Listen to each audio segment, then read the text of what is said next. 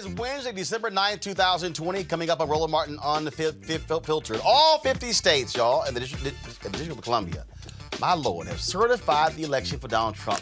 But his supporters can't take it. Do y'all realize they're issuing death threats against other Republicans?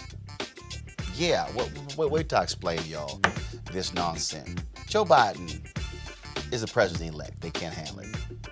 Speaking of can't handle it, 17 states have asked the Supreme Court to factor in their support of an effort by Texas Attorney General Ken Paxton, a complete idiot, to sue to reverse President-elect Joe Biden's projected win in the Electoral College.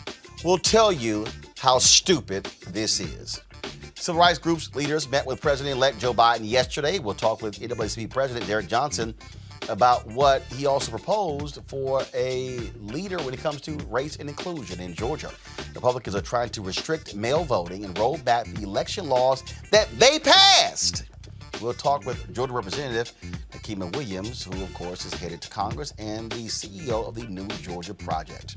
Also from Georgia, my interview with John Ossoff. Today, Joe Biden formally introduced General Lloyd Austin, retired General Lloyd Austin, as his nominee to lead the Pentagon. We'll show you his speech. Also, we'll give you an update on the COVID-19 vaccine and talk with an African-American who wants to help HBCUs and their testing. Plus, COVID-19 has devastated the job market for African Americans.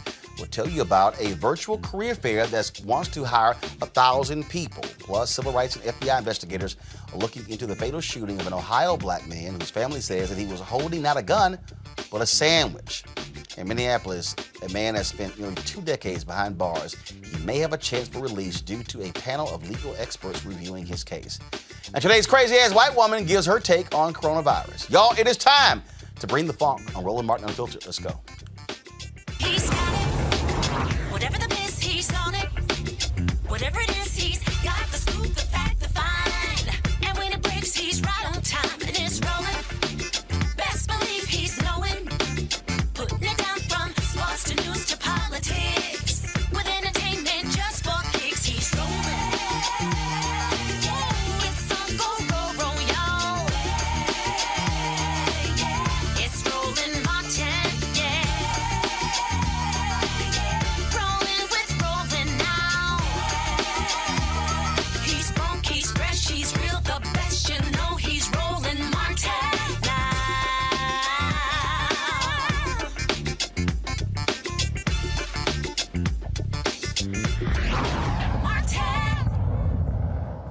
Yesterday, Joe Biden and Kamala Harris, the president-elect and the VP-elect, both met with civil rights leaders to discuss a variety of issues, including his cabinet appointments and his agenda when he becomes president. During the meeting, the groups touched on racial equity, social justice, and increased diversity in the Biden-Harris cabinet. Now, of course, we talked about this on yesterday, about this very thing. Now, in an interview prior to meeting with them, Biden said, quote, "Their job is to push me and my job is to keep my commitment and make the decisions." Joining me now is NAACP President Derek Johnson. Derek, glad to have you on Roland Martin Unfiltered. First off, we look at news coming out that he is going to name Congresswoman Marsha Fudge as Secretary of HUD.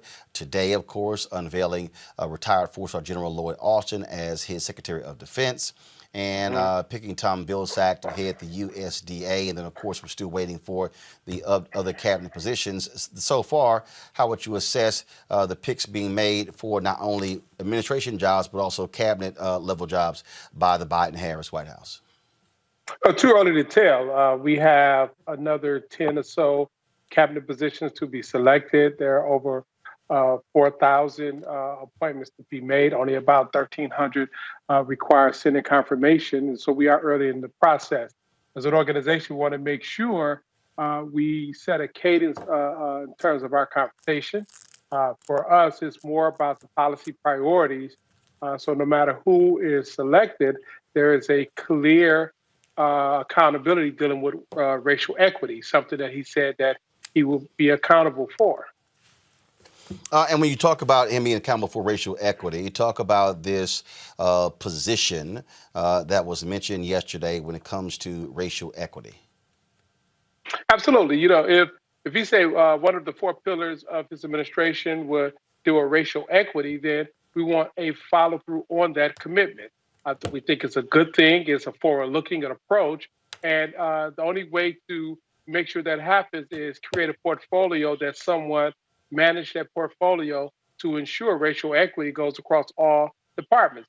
Very similar to what he did with climate, which is another pillar. He created a post for a climate envoy that's a direct advisor to him to address issues of climate. We want the same thing for racial equity. But is that necessary? But when you talk about a particular position, or is that really about, again, an individual who has the authority to execute what needs to be happen? I think about Bob Brown. Bob Brown, of course, served in the Nixon administration. He was an MLK to, excuse me, he was a lieutenant to Reverend Dr. Martin Luther King Jr. before going to the Nixon administration. Go to my iPad, please. This is a cover of his book. That is, You Can't Go Wrong Doing Right, How a Child of Poverty Rose to the White House and Helped Change the World. I interviewed Bob. Bob, of course, lives in High Point, North Carolina. I interviewed Bob. And one of the things that we talked about, he said, you have to have, he said, you got to have the full backing of the president to be able to get these things done. When he served in that capacity, he's arguably, in history, the most powerful black presidential aide. And when he met with folks, when he met with departments, when he got the 4-star for Chappie James, when we came to the MBDA, it was made perfectly clear. Nixon says what Bob wants, Bob gets. That's how it has to get done. Biden has to give that type of authority to someone to make these things happen. And that's why this position must report directly to the president. It has to be accountable to the president, and it must be a person who's carrying out the vision of the president that's clearly defined and that all departments and cabinet posts should adhere to. Racial equity is not about one cabinet versus another. It is everything that's done within this administration writ large. And in order for that to be effective, someone must hold that portfolio. Someone must be accountable for some outcomes that are measurable. And the outcomes that are measurable are directed through the West Wing from the president's office. And this person is holding that portfolio. Is it a direct report to the president? So we look at Congressman Cedric Richmond, who's going to be over the Office of Public Engagement. He was a part of this conversation yesterday. Would that not be his portfolio? Would that not be something to do, or is this something separate? No, this is separate. I think Cedric Richmond is an advisor to the president. He brings much more in terms of skills, knowledge, and relationships. If his position becomes that, then that's the discretion of the president. We are saying that there needs to be a specific person who is responsible for racial equity. That's the request. And what was the response? It was an ongoing conversation. There were no response or demands. This is the first of several conversations that we will be having around a myriad of topics. This is the request from NAACP. There were conversations about all facets of the administration. And how do we establish an ongoing dialogue to make sure we are providing an opportunity to give input as he also share progress of the administration? Earlier today, he unveiled his pick for the Pentagon, that is retired 4-star General Lloyd Austin. Folks, if y'all could roll some of that video, no need to play the audio yet. And of course, already people on Capitol Hill who are saying that a waiver should not be granted to allow Lloyd Austin to serve as the first African American to serve as Secretary of Defense. Of course, a waiver was given when James Mattis was named by Donald Trump to be the Secretary of Defense. You have to be out of the military at least 7 years. Austin retired 4 years ago. Has an NAACP taken a position on that? Do you support Austin becoming the Secretary of Defense? And are you calling on Democrats and Republicans to grant that waiver to allow Lloyd Austin to serve? If he's qualified to serve in office, if we have set of precedents or providing waivers, absolutely. There is no reason why he shouldn't be treated any different than General Mattis when he was situated in the same posture. We need individuals who can instill confidence in our armed forces.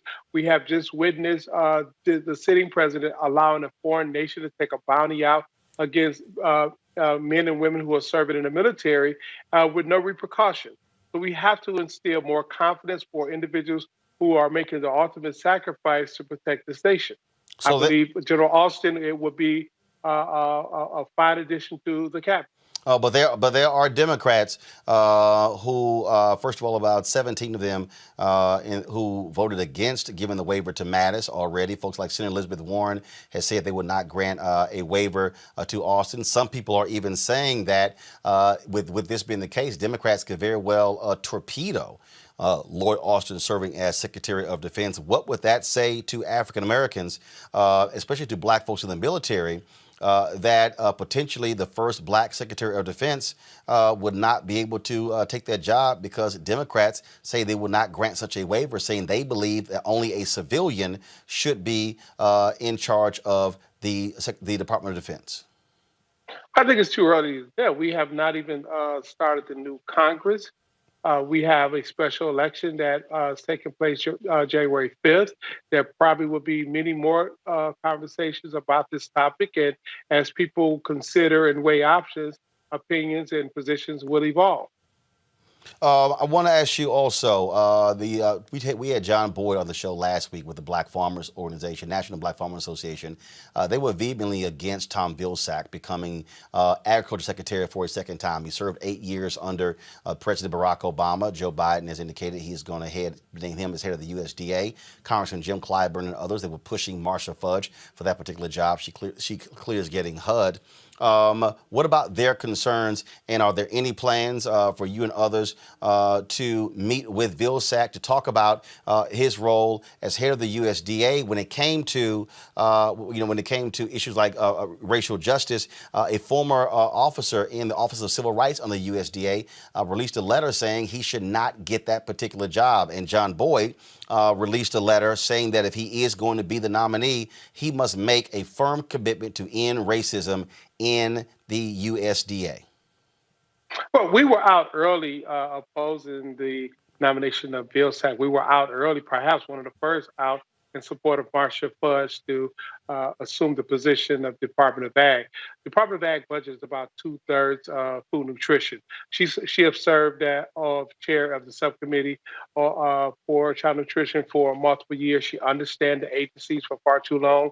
We have trended this agency to be an agency for large farmers and not small farmers, not addressing food nutrition. Department of Ag is almost mini government within the government. They have far more services than just agricultural concerns. They do home loans. They provide support for rural electric cooperative. The gamut of the Department of Ag is huge. And we continue to raise the questions around disappointment. But at the end of the day, it is the discretion of the president. And as a result of that, if this is going to be the person, we must sit down and have a conversation, talk about how do we move forward? How do we address injuries of the past, whether it's Shirley Sherrod, black farmers, or how electric cooperatives have excluded African Americans from fully participating in the ownership of those electric companies. There's much more room for this discussion as we look forward, and it's an opportunity to make sure that his appointment come with a diverse supporting cast of deputy secretaries, among other things. One of the things that we haven't talked in a while here, we've come out of this summer, of course, in the aftermath of the death of the murder of George Floyd. There has been a significant amount of energy from various groups, foundations, corporations, when it comes to offering support to various groups. How has the NAACP fared in terms of donations from various folks, and what are your plans spending those resources, but not only that, holding those very companies accountable when it comes to the dollars. So, for instance, like Adidas, I give a perfect example. When they initially talked about they wanted to give $10 million, and the black and white employees said they ain't good enough. The next day, they had to commit to $100 million, and then commit to hiring a certain number of black and Hispanic and workers. Other people are challenging these companies when it comes to pay, when it comes to duties. The advertising industry is being targeted as well, and so I'm curious to know how has the NAACP been navigating these waters in terms of dollars raised, but also challenging these various companies, saying it's one thing to put out, we support Black Lives Matter, but how are you actually supporting Black employees? Well, the NAACP, what has been interesting, we began to see a strong uptick in support as a result of COVID and our immediate response to COVID, starting with a teletown hall meeting. That support did not start with corporations, it started with individual donations. After George Floyd, we received more support from individual dollars, giving small dollar support. We were actually surprised, but yet, as we continue to be more vocal over the summer, as we continue to be vocal through the election cycle, as we had a very strategic plan to turn out the vote in for November, we touched over 18 million people, among other things. It's really good, strong stats. We found that our individual donor contribution outpaced some of the corporate donations. Now, we received a tremendous amount of support from corporate donations as well, and our mission is the same. Our mission will continue to be focused on ensuring that we improve the quality of life for African Americans in the areas that we live and fighting against discriminations. We are in the midst of at least 3 lawsuits right now against corporations. Over the summer, we took on Facebook and we refused to take Facebook money when many other groups stood on the sideline and would not join in on the Stop Hate Profit campaign. As that campaign began to pick up momentum, then others want to jump in. Our mission will be the same. And under my leadership, you have seen a tremendous growth, not only in the membership of the NAACP, the presence of the NAACP. We are beginning to hire a different caliber of staff to come in and help reestablish the prominence of the NAACP in ways in which we have not seen us show up at least the last 10 years.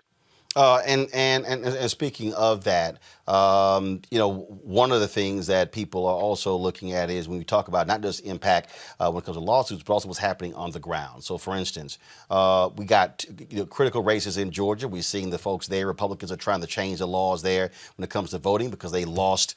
Joe Biden beat Donald Trump there in Georgia, specifically in this runoff race. How much resources are the NAACP putting on the ground to get people out to vote, and how is that being driven there? Because again, it's going to be all about turnout, and we're seeing Cobb County slashing in half early voting locations. DeKalb County is actually increasing theirs, but there are a lot of Black people who are very concerned that Republicans are going to try to stifle the Black vote. What is the NAACP specifically doing to protect Black voters there in Georgia? Well, there's a couple of things. So in terms of the turnout, we are coordinating with Stacey Abrams, NSA, and many others around a massive Get Out the Vote program. 9 counties in the state of Georgia represent 45% of the total votes. There are 159 counties there. The southeast corridor of Georgia are counties where we need to run up the turnout of rural voters. We have a very strategic approach of an aggressive Black radio buy, an aggressive digital buy to make sure that we communicate with voters effectively. We have an aggressive direct mail program of infrequent voters, the same target population that we utilized during the November elections. We have a no-touch canvassing going on the ground. We convene our local units. We have more local units in the state of Georgia than anywhere else in the country, and we have a bigger footprint than any other group in the state of Georgia. And so because we have people in rural communities that no one else exists, we have convened many of them. We're providing resources directly to them. Much of this is being coordinated through our state president, James Woodall, but we also hired a staff person in Georgia who lives in Georgia, who's a part of the state conference to help coordinate the operation. So it is a very robust program, along with much of our election tools, such as the van and other things. So it'll be a robust operation. And that's on one side. On the other side, we have brought on several attorneys to monitor the elections. We partnered with both the Lawyers Committee and LDF on certain lawsuits after this past elections. I think we either intervened, filed, or did amicus in probably 24 of the Trump cases, from Michigan to Pennsylvania to Georgia to Nevada. And so our program is growing. It will continue to grow. But this Georgia election is really important. And we've actually had people sign up from outside of Georgia to do phone banking inside of Georgia. So it is a coordinated effort led from the ground up, but supported by the national office. All right, Derek Johnson, NAACP CEO. We certainly appreciate it. Thanks a lot. Thank you. All right, I want to bring in my panel, A. Scott Bolden, former chair, National Bar Association Political Action Committee, Monique Presley, of course, legal analyst and crisis manager. Scott, I want to start with you, and that is, you heard me talk about, with Derek there, he talked about this equity position that's similar to, of course, John Kerry. And I made the point about Bob Brown, the role that he served. At the end of the day, you can put whatever title you want on it. Whatever, it could be an existing aide, it could be a position you create, but at the end of the day, they have to be able to have the same autonomy and authority that a Bob Brown did in the Nixon administration to get the Minority Business Development Agency going, to get blacks named as four-star generals, to deal with the issue of busing. Again, if people read, if they watch my interview with Bob Brown, just go to our YouTube channel, read his book, you really understand that the reason he was able, he had authority. Nixon gave him authority to attend any meeting in the White House. Yeah, They made it clear to every federal agency, if Bob Brown calls, give him what he wants. That's how Bob was so effective serving under Nixon. and that's pure power. That's real power with the endorsement of a sitting president, whether he was Republican or Democrat. Now, here's the rub, though. There weren't that many African Americans in the Nixon administration, but that also contributed to Bob Brown's effectiveness, coupled with the power of the presidency behind him. But we got to be careful of with Biden. Biden thinks or his people may think, because he's got a diverse cabinet and he's got an African American vice president, that single sole envoy position may not necessarily be necessary because they're living racial equity every day. They have black people who are close, who at the 7 a.m. meeting and the 8 a.m. meeting, like you said a few weeks ago, and that may not be necessary. I think it's necessary, because if you really, really make racial equity a pillar of your administration and your platform, then step up and name someone and give them that power. That's what the NAACP is really saying. And if he doesn't do it, that tells you a lot about what he thinks about such an aggressive move, but an important position to match up with the rhetoric that Biden and the Harris team have projected and stated and professed during this campaign. I think it's a great idea, but it has to be a powerful position. Other people in the administration who may have that responsibility, they got other responsibilities. What Derek is really saying is racial equity should be the sole responsibility of that individual who is an envoy on racial equity. Monique, is that even doable? Is it doable to talk about that one person, it's their job for racial equity? Or does it make sense to say, no, we're going to have somebody in every agency? Yes, I think that makes, well, it's an either and. I don't want to say that it's one or the other. I have three primary concerns. One, while I believe that personnel, that individual appointments are important, that people must be in positions of influence and of power, and that representation of us in those areas is important, and I'm fighting for it. Where we're trying to keep the seat in California, and we were fighting for Congresswoman Fudge to get the position she's in. So I certainly believe in that for Black folk, for Black women and Black men. However, I don't want us to make the mistake of thinking that the only way we can get policy initiatives to happen for Black people is for a Black person to be in place to do it. Biden is not Black. Our vice president-elect is not Black. And his plan for Black America wasn't written only by Black people or inspired only by influencers from the Black community. So what is important to me is that every single plank of that plan be enacted, that our COVID relief, because we're hit harder by it, because we're frontline workers, environmental issues, because we suffer more because of it, business relief, because 90% of Black businesses didn't get it, Black churches who have been more affected by the COVID shutdown than others and are now, as you and I talked about, Roland, being influenced by the banks quietly selling off their loans. Listen, I need the business to be done. And I'm not trying to put that on the hands of one black man or black woman. So while I would love for there to be a Biden whisperer, other than the Vice President-elect Kamala Harris, who I don't want us to forget is a black woman in the job, who is the first one in the meeting and the last one in the meeting and is representing us. If we need someone else, fine, but I think we need a whole lot of someone else's, and the point is for the agenda that is in place that I believe is a right agenda to be met. Well, and let's just go ahead and put this out here. The fact of the matter is this here. Because Joe Biden is white, black folks are going to be a hell of a lot more damn aggressive than they were when Barack Obama was president. And they need to be. They need to leave the inauguration.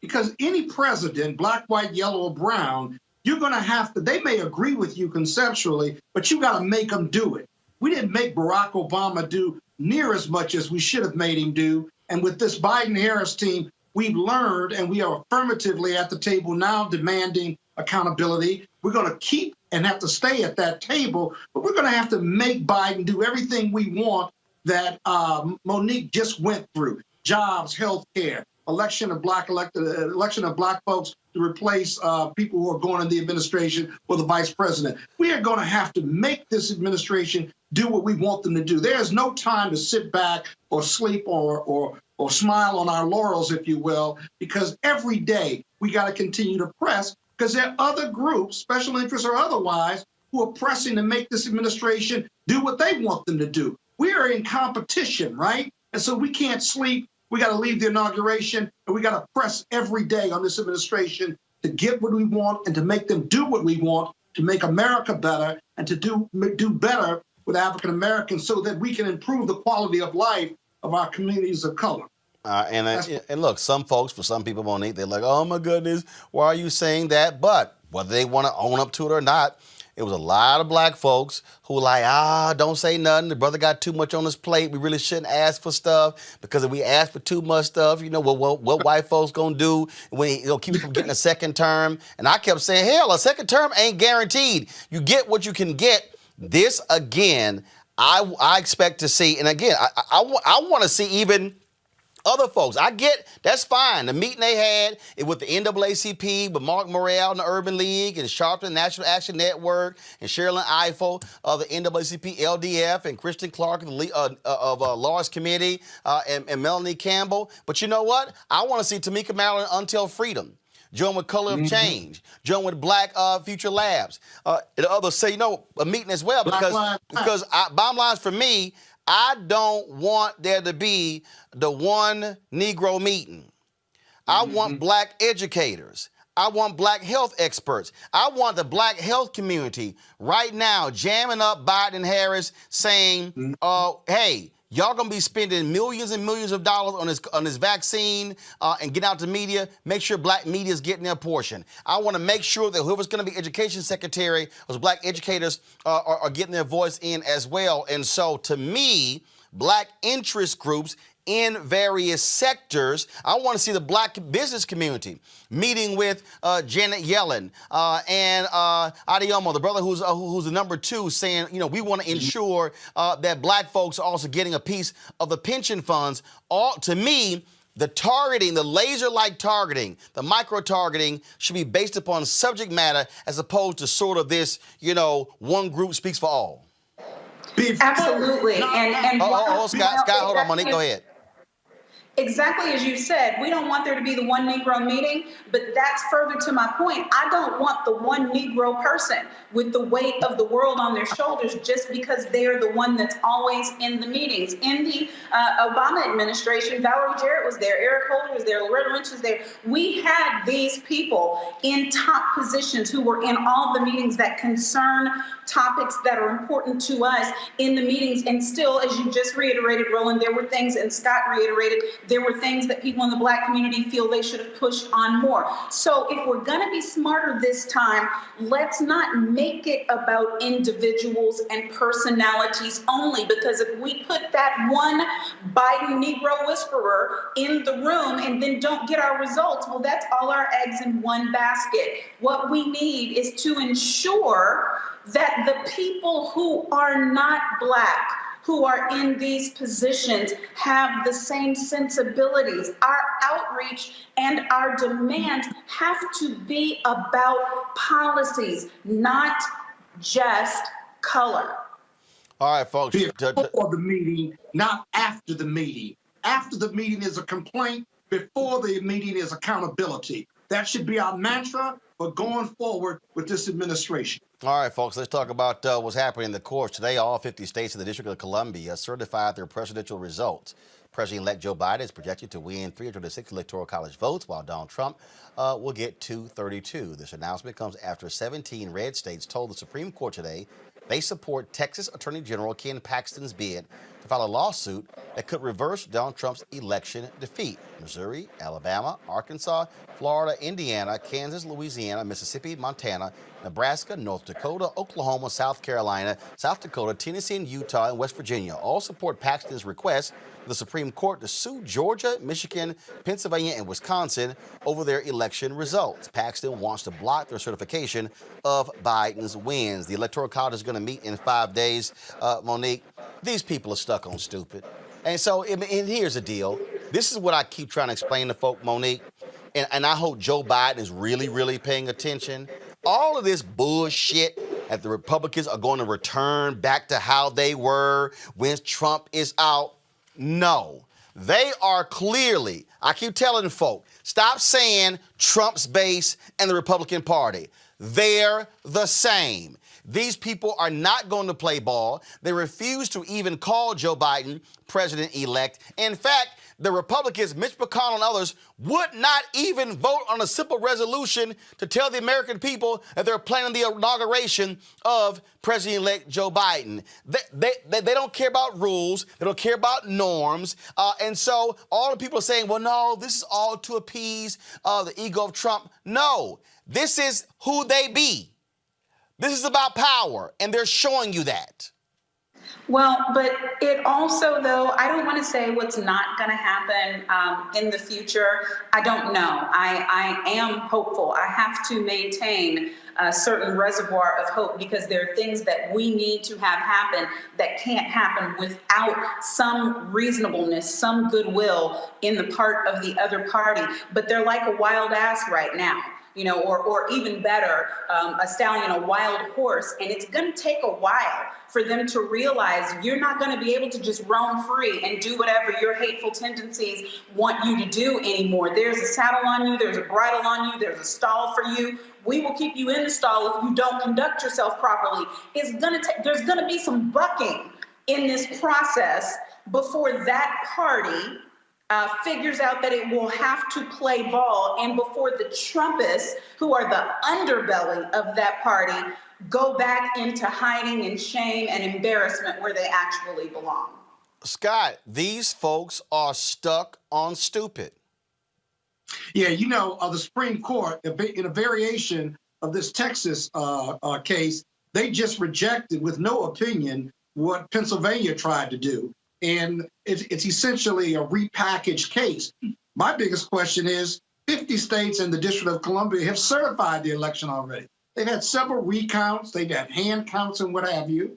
And so it's too late, much like the Supreme Court said, or rather the Pennsylvania Supreme Court said these issues of challenging mail-in ballots, just as a general proposition, you should have done that a year ago. And now you're doing it now and you want to disenfranchise millions of people. That's not going to happen. But secondly, where does the state of Texas and the Attorney General find standing, right, to protest the election results and the certifications in other states? Unless they're arguing some type of ongoing process and conspiracy amongst the Democratic voters and the Democratic leaders, even though the Republican leaders in several of those states have also certified the results, like in Georgia, if you will, and like in Utah, and like in Florida. I mean, you can't parse this out and say, well, this was okay, mail-in voting in these states because Trump won. It's not in the blue states that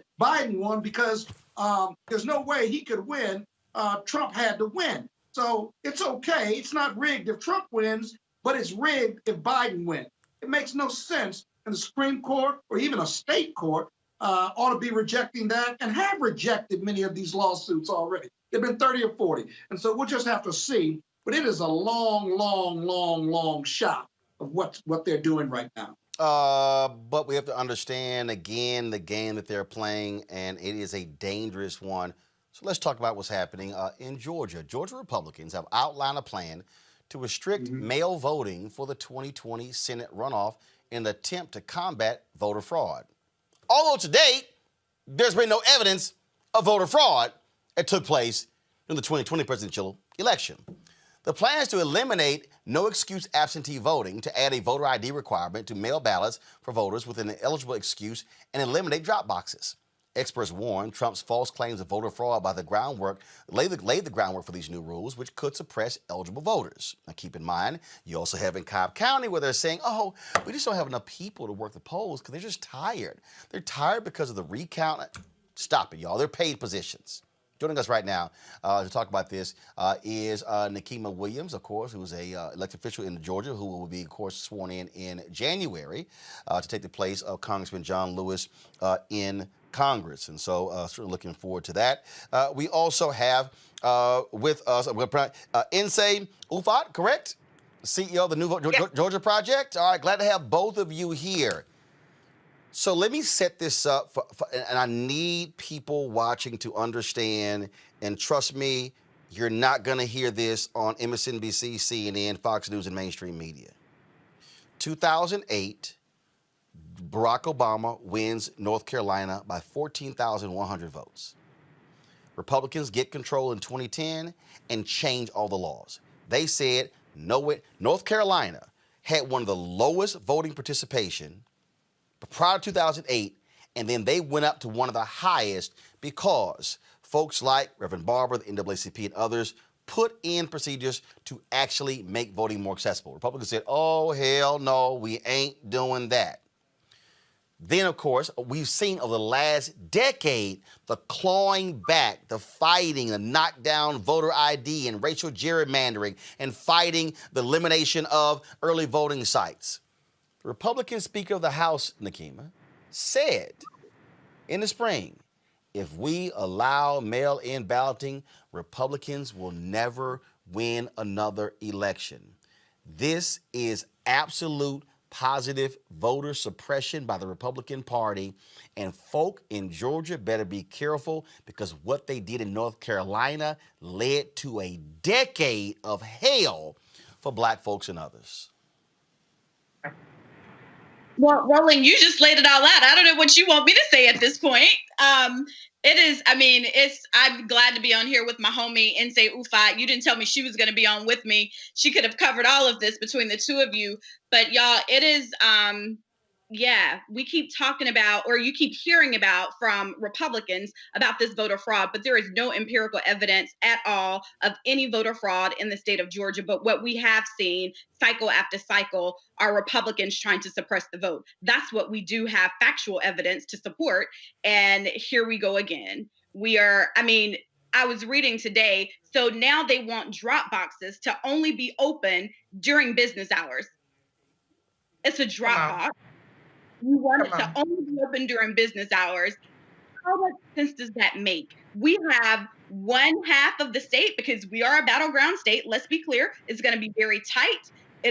We're a 50-50 state, but we have half of the state who wants to expand access to the ballot, who believe that the more people involved in our democracy, the better. And we have another part of the state, like you said, a Republican Speaker of the House who said that the more people that vote by mail, the worse they were off as Republicans. And they, unfortunately, have the majority in the state House and the state Senate. And so it's going to be interesting come January in the General Assembly. And say the thing that is so crazy about this, they literally want to get rid of changes that they approved. It's insane. It's insane. I mean, again, that's why they are only contesting the results of elections and that Trump lost in, right? So, like, no one cares about you don't suspect voter fraud in Texas. You don't suspect voter fraud in Florida, only in states where Trump has lost. Okay, One, we see you.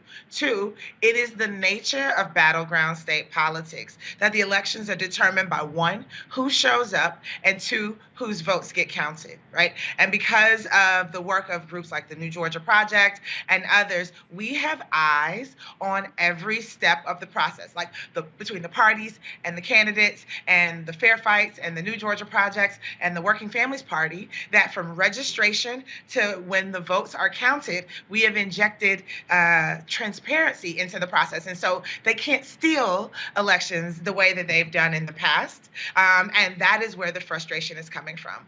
It is the nature of drop boxes, that drop boxes for all kinds of businesses purposes. They are there for convenience outside of work hours. Why would you need a drop box if it was only available to voters during times where the County Board of Election is open? Like, we are definitely descending into silly season. I understand that desperate people do desperate things. I understand that the writing appears to be on the wall. I understand that they feel like they have to fight for every vote. But suppressing the votes is only going to piss people off, and folks are turning up. The energy is high, the enthusiasm is high, the resolve is high. Black folks and young people and first-time voters are saying, not today, not on my watch.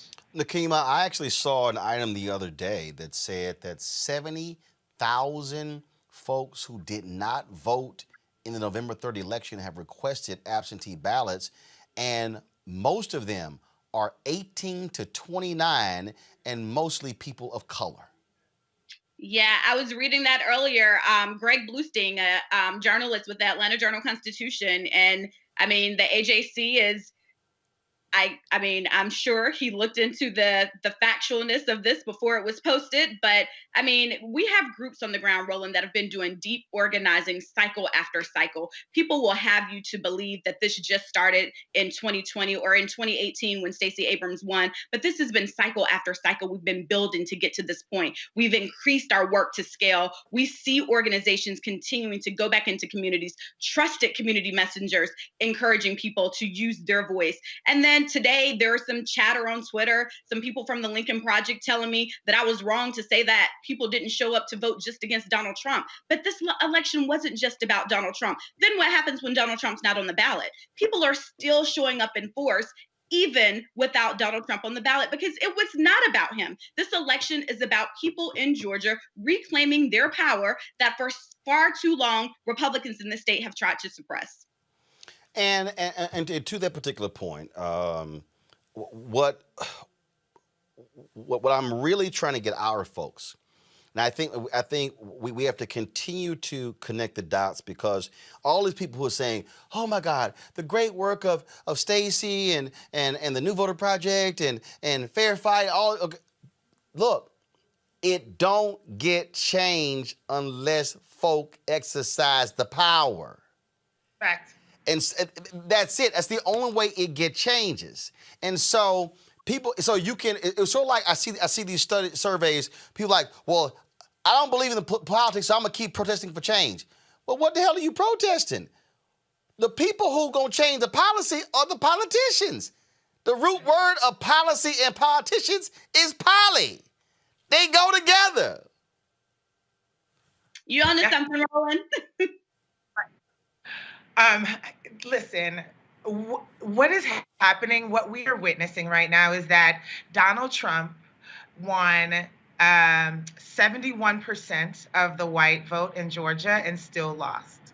And so what that means is that in order to win a statewide victory in Georgia, you need a multiracial, multi-ethnic, multilingual, multi-generational progressive majority. Like, that is what exists in Georgia, and you need to turn them out. And so the politics of yesteryear, right, where there were gentlemen's agreements, the idea that, you waited your turn, that we didn't rock the boat, that,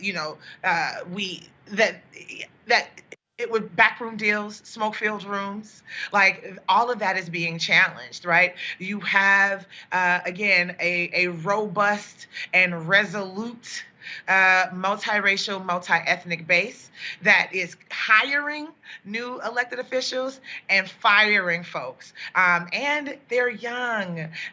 Imagine that 40% of the people who voted by mail and voted early were under the age of 39 in the state of Georgia. So when we think about like the people who were born in 2002 and 2003 and are eligible to vote for the first time, and the first time they voted, they flipped the state. The first time they voted, they got rid of a fascist would-be dictator. And what does that mean for the future of Georgia elections? When you understand the power of the vote, it's better than any focus grouped GOTV, you must register to vote rap that Nakima or I could have come up with our years of campaigning. That in real time, they are able to see the power of their vote, that they are able to save their own lives and the lives of their loved ones by electing champions, people who are going to go to Washington, D.C., like Nakima, to do the people's work. Nakima, let's just talk about, first of all, we have the runoff coming up. And look, people have been asking me, hey, do you think we're not going to debate? I said, y'all, it don't matter. I said, look, this thing is locked in, it's baked in. This is going to be about turnout. Are y'all seeing there in Georgia, for the both of you, and Nakeem, I'll start with you, the resources being put on the ground in the field? I see all of these stories saying $250 million is being spent on the airways. And look, let's just be real clear. The media buyers, they make their money by placing media ads.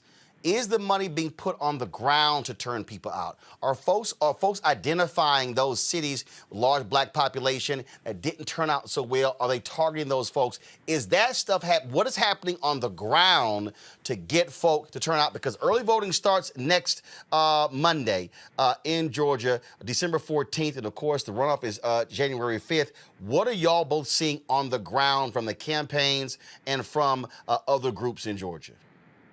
So Ensa and I are seeing this from two different angles right now. So it's good to have us both on. But as chairwoman of the state Democratic Party, we are investing in our county parties, and they have ground games. They are out canvassing, something that we were less eager to do during the November election because of COVID. But now we have some better practices in place so that we can have people out on the doors canvassing safely. So we have people all over the state. People will ask me, are we focused on just Metro Atlanta, or where are we focused? But we are focused statewide, Roland, because we are a battleground state, and every vote counts, every vote matters. So we have county parties across the entire state that we have invested in, and we have people out on the doors 7 days a week. We're texting, we're calling, we're knocking.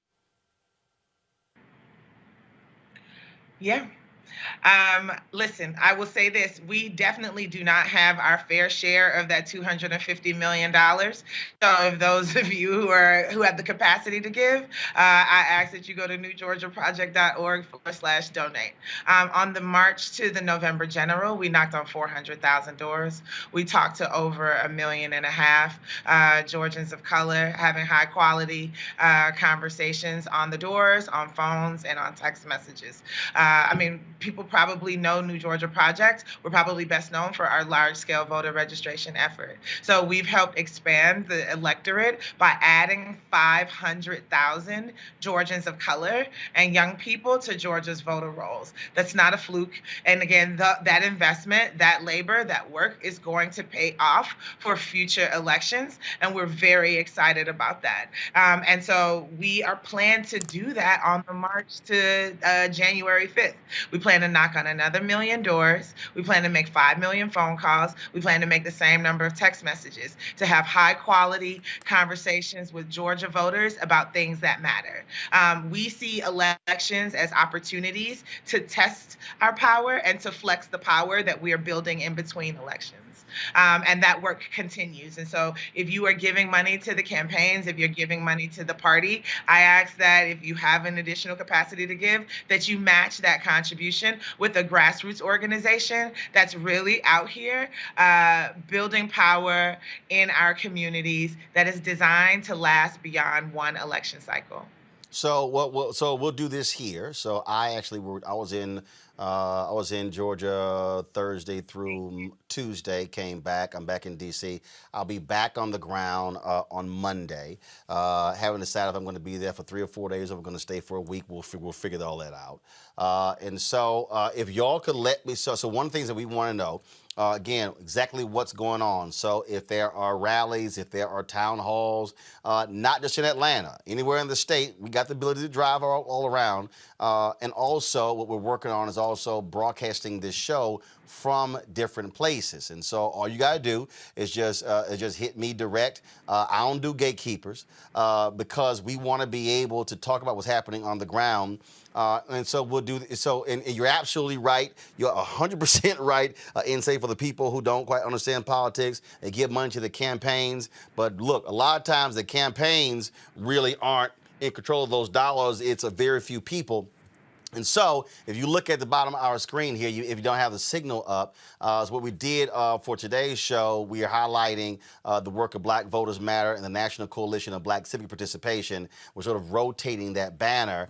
And again, since I own the show, I ain't got to ask nobody. So what we'll do is tomorrow, we'll actually have, for the banner that will stay on for the whole show, we'll have the New Georgia Voter Project. We'll have that as the banner and the website, so if people want to support, they can actually do that, which is why I keep arguing you got to have black media, because again, mainstream media ain't gonna do that because again, they don't call those shots. So that's why we're doing that. So love the work that y'all doing. Thank you so very much. And we're gonna keep pushing the information out.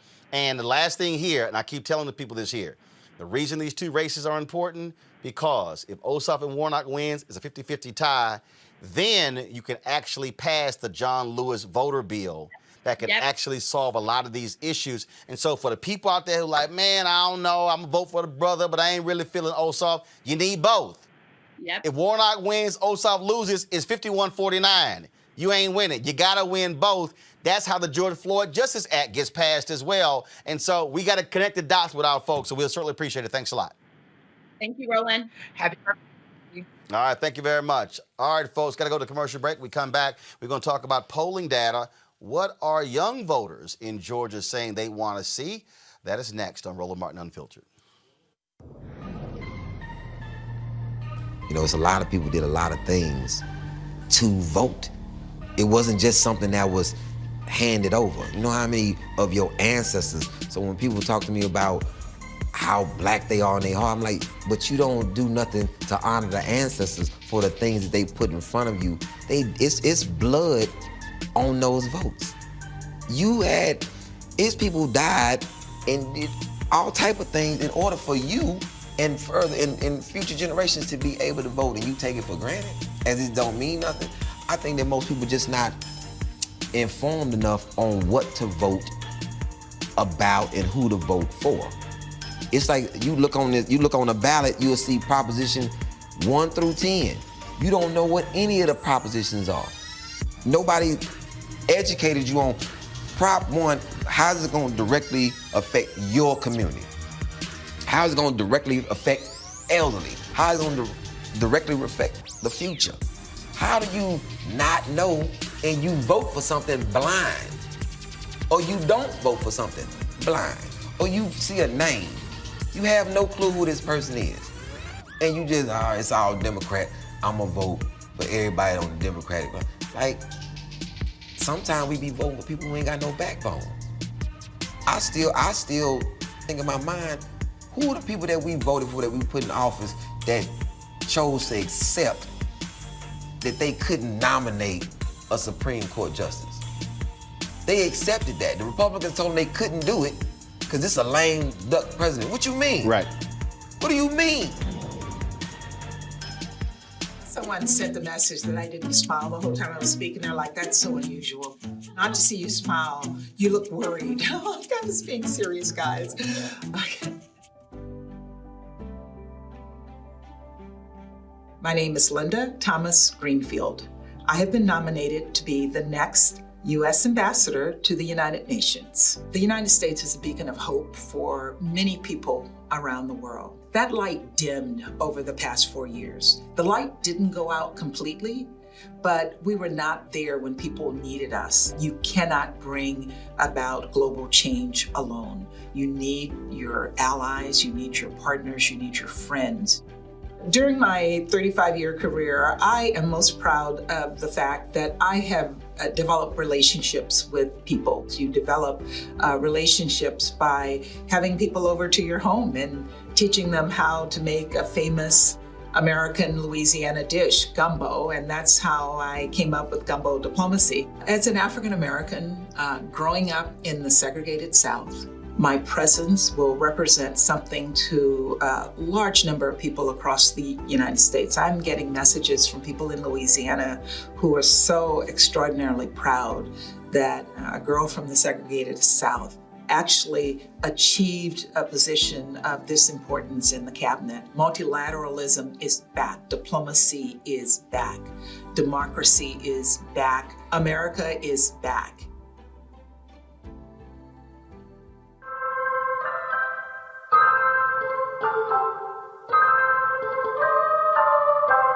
You are leading the way for the rest of this state.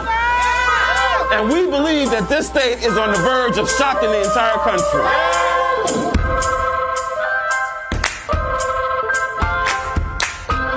Keep your eyes on the prize and hold on. What y'all know about that damn office? And ultimately, we know we can't let nobody turn us around.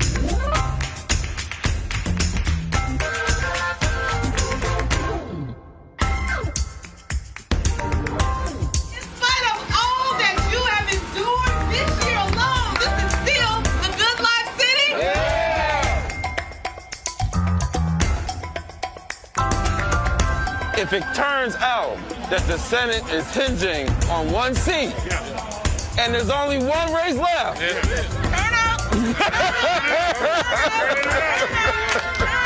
that's right. This will literally be the epicenter of the entire country, right? So we ready. Music has an ability to be able to help us feel connected. And that's because music has a way of speaking to the spirit. And it is the spirit we're going to change this country with. It is going to be standing in a space of our power and in the fullness of our spirit of love and the spirit of humanity. That is what's going to transform America. All right, and we certainly thank Black Voters Matter for being a partner with us here at Roland Martin Unfiltered. They're doing an admirable job, and so certainly a shout out to Latasha Brown and Cliff Albright. Folks, a recent exit poll shows that Black voters were responsible for the Biden-Harris margin of victory in cities like Philadelphia, Detroit, Atlanta, and Milwaukee. It also shows why we voted and why we didn't. There's clearly a generational divide that Democrats need to bridge to win in Georgia and take back the Senate. Joining me with more key facts on this is Terrence Woodbury. He is the founding partner of Hit Strategies, the polling company responsible for this report. And of course, also my panel is A. Scott Bolden, Monique Presley, and joining us is Robert Patillo with the Rainbow Push Peachtree Street Project there in Georgia. All right, Terrence, let's get right to it. Exactly what is your data showing? We previously had talked about this here, where young voters do not identify as Democrats to the same extent as older voters. How is that? So does that mean, though, that they are listening more and being appealed more by the Republican Party, or are they simply saying, I'm not self-identifying, which means you're going to have to work a lot harder to get me to vote for you? What's up, Roland? Thanks for having me, and I'm glad to be here with your with a lot of friends on this panel, and even some really good friends on your previous panel.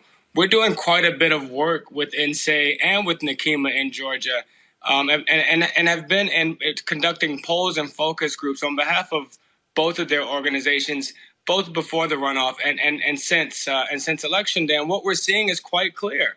One is that Black voters are extremely engaged in this election. 91% of Black voters say that they care a great deal about who wins this election. That number is consistent even across infrequent Black voters and first-time Black voters. And Roland, just in case I didn't actually believe some of this data, I had to go sit in focus groups with first-time and infrequent Black voters and ask them, wondering if they even knew that there was a runoff. They are engaged. They know that there's a runoff. On a scale of 0 to 10, they are absolutely voting. It is remarkable just how engaged they are. That said, there is a serious gender and generational divide amongst Black voters that we really have to lean into and start correcting it first in Georgia in order for both Warnock and Ossoff to win. But as a party, Democrats are going to have to start correcting that divide to be successful in future elections. And what is that divide? So how do they correct it? Absolutely, Roland. So, we spend quite a bit of time talking about the gender divide over this election. A lot of folks looking at Black men, anticipating what Black men would do in this election. We didn't spend quite as much time looking at the generational divide. But what we see is that, amongst Black men and amongst younger Black voters, they are about 10% less likely, 9% less likely to identify as Democrats. That also made them 9% less likely to support Democrats, less likely to support Biden, but also less likely to support Democrats down ballot. Now, let me tell you why that's so important, Roland. David Perdue got 17% of Black men's votes in Georgia. Donald Trump got 19% of Black men's votes in Georgia. And so we saw a bump of support for Perdue, because when we look back at what David Perdue got amongst Black men 6 years ago when he was on the ballot, he got 7% of Black men's votes. From 7% to 17% of Black men's votes. That is the difference, Roland, of 83,000 votes. I am getting sick and tired of Democrats, of progressives, of politicals in this party telling me that we spend too much time on these marginal differences, on 3 or 4% differences amongst Black men. 7% 6 years ago, 17% now. That marginal difference, Roland, is it was almost enough to push David Perdue back into the Senate. 83,000 votes. This is not marginal. This is the margin of difference in states that are being decided at laissez-faire margins. Very interesting point there. And I want to play this here. Andrew Gillum posted this. This was a podcast. And Terrence, I want to get your thoughts on this. And I'm going to go in the order of Robert, Scott, then Monique on this one. He had a conversation with Bakari Sellers.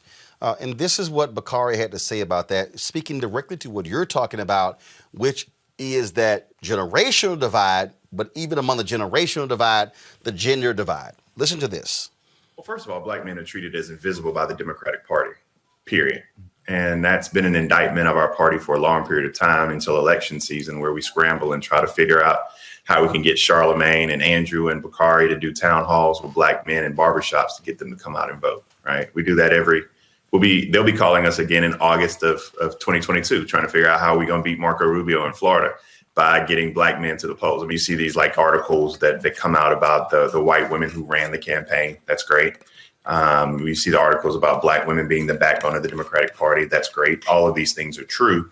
But what you don't see are the articles about the Sterling K. Browns or the Don Cheadles or the John Legends or the Jeffrey Wrights who use their platform to push. You don't see the articles about the Kamau Marshalls or the Vince Evans who worked on the campaign, who helped push this campaign forward, right? You don't see the articles about the Roland Martins or whomever else who utilized their media perch just to make sure that there was a clear frame and vision around what the Biden candidacy would be. I'll pick up on that, then I'm going to go to Robert, Scott, then Monique. I think that's exactly right. A part of Donald Trump's appeal to Black men and Republicans more broadly is leaning into the cynicism that many Black men feel towards Democrats. And this is a quote that I heard from a Black man in Florida just in focus groups over this election, who said, my hood didn't get any better under Obama and ain't got no worse under Trump. So tell me what any of these presidents got to do with me. For those closest to the pain, our policies are not reaching them. and the ways in which our policies impact their lives are not being communicated to them. So that allows for Donald Trump to exploit that cynicism, exploit that pain, and create this false equivalency that they're all neglecting you. So at least give me a shot. What do you got to lose? And then the last thing I'll say here is, one thing that Democrats have to lean into is representation in this party. Not only Raphael Warnock, but over the course of this election cycle, the four brothers that we had running for U.S. Senate in the South, that's a story that that black men in Milwaukee needed to hear. That's a story that black men in Philadelphia needed to hear. They need to know that there are people like Hakeem Jeffries and Antonio Delgado, young black brothers taking leadership in this party to push an agenda that fights for people like them. And it's happening in the party, but we got to start spending money, communicating it, targeting these voters, and doing so not 30 days before Election Day, but to start doing it right now and showing them how they're represented. You're there in Georgia. You heard this conversation, but also the previous one when I talked about what's happening on the ground. Your thoughts about, again, this generational shift where older voters far more likely to identify as Democrats compared to younger African Americans. Robert, you there? Can you hear me? Yeah. I hear. It's hard to know that was directed my way. Yep, you're first. Yeah. Well, part of the issue is that party identification is just simply not as significant now as it was in generations past. What does it mean to be a Republican? What does it mean to be a Democrat? Younger voters are more interested in direct policy positions, bold, exciting, energetic policy positions. It's not enough to simply roll out the brand anymore. Brand names are now fungible. You have to roll out the policy positions that they believe in, and Democrats in large part have been kind of lukewarm to embrace much of what Bernie Sanders was campaigning on, much of what Elizabeth Warren was campaigning on, much of what Reverend Jackson campaigned on in 84 and 88. And as long as we still have this myth in the party, this fantasy in the party, that you're going to get those Reagan Democrats back, you're going to get those old truck drivers in the Rust Belt, and they're going to come back to the party. So don't say anything or do anything too scary that might scare them off. You're going to continue to have low turnout among African-American men and among millennials and Gen Zers, because simply put, they are only worried about what's going to happen to them, what's going to affect their bottom lines, what's going to deal with student loans, what's going to deal with housing, what's going to deal with jobs in the economy. And just having a brand name is not going to be enough. So until the party is willing to confront the realities of the demographic shift in America, those people wearing MAGA hats are not coming back to the Democratic Party. Give up on them and really campaign and push a bold progressive agenda that addresses the needs of the people who actually turn out for you. That's how you get more young people, and that's how you get more black men interested in voting for the party. Scott? Yeah, Roland, I struggle with this because I hear the data, and I do think, as Bakari says, that black men have been invisible to the Democratic Party. They've been invisible to the Republican Party, too. That black female or black women activism and black people, 90% of them voting for the Democratic Party, does not necessarily mean black men.